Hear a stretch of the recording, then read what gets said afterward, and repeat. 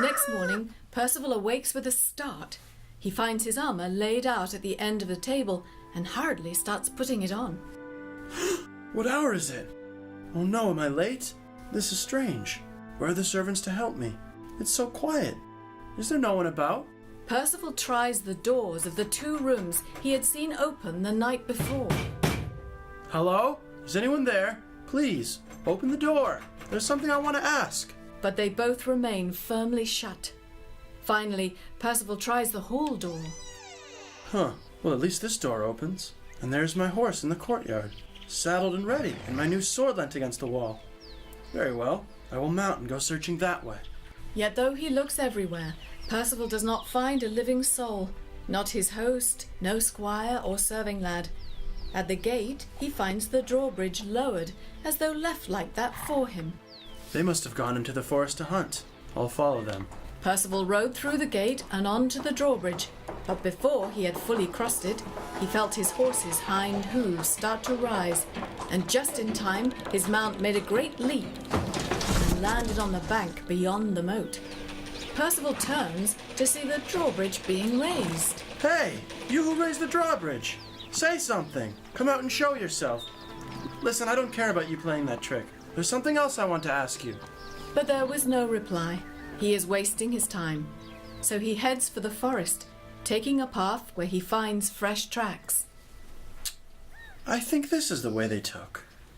Here we are, back in the wild woods again. And can you see that mist? Perceval has had the experience, but missed the meaning. Of course you never do that, do you? Well, it's more that we don't realize the experience is the meaning.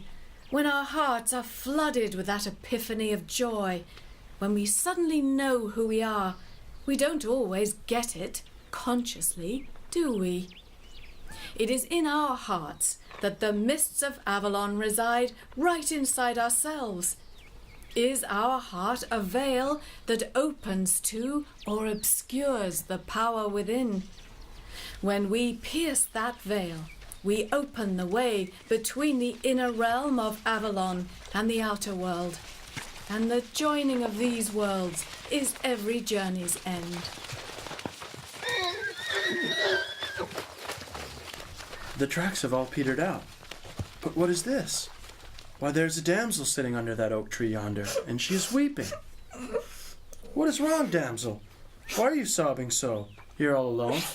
Alas, what a plight I'm in. My sweetheart was challenged by a wicked and ruthless knight. Even now they are thwacking and hacking away at each other, and I'm so terrified my lover will be killed and I'll be left here all alone. Then tell me which way he went, and I pledge that if I can catch up with him, I shall help your sweetheart overcome his enemy. They went that way, but I'm not sure you will be able to help, for that sword of yours has never been used. Your words are true, my fair one, but that does not mean I lack experience in combat. It's just that this sword was given to me only last night. I feel very lucky to have it.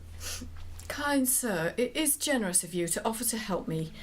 But be warned, if you ever misuse your power and get into a great fight, that sword will break and fly into pieces. But how do you know that? Because it has not yet been fully tested. You alarm me if what you say is true. Can it be mended if it should break? Only by he who forged it, the smithy Trebuchet. You must find him out. I'd be extremely sorry if it broke. But tell me, who was it gave you such a fine sword? Where did you stay last night? For you could ride 40 leagues from here and not find a decent place to stay, yet your horse has well-filled flanks, and you look rested and refreshed. My fair one, I was indeed as comfortable last night as I could possibly be. But if you gave a loud shout, it would be clearly heard where I spent the night.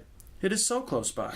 Then, sir, you stayed with a rich fisher king. Young lady, I don't know whether he's a fisherman or a king, but he's certainly very courtly. My good sir, he is a king. I can vouch for that.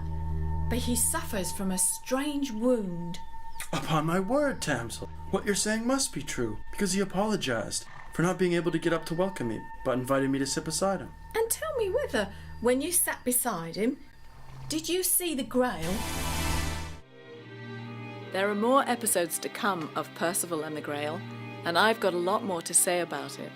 So let me know what you think, and don't forget to subscribe. Thanks.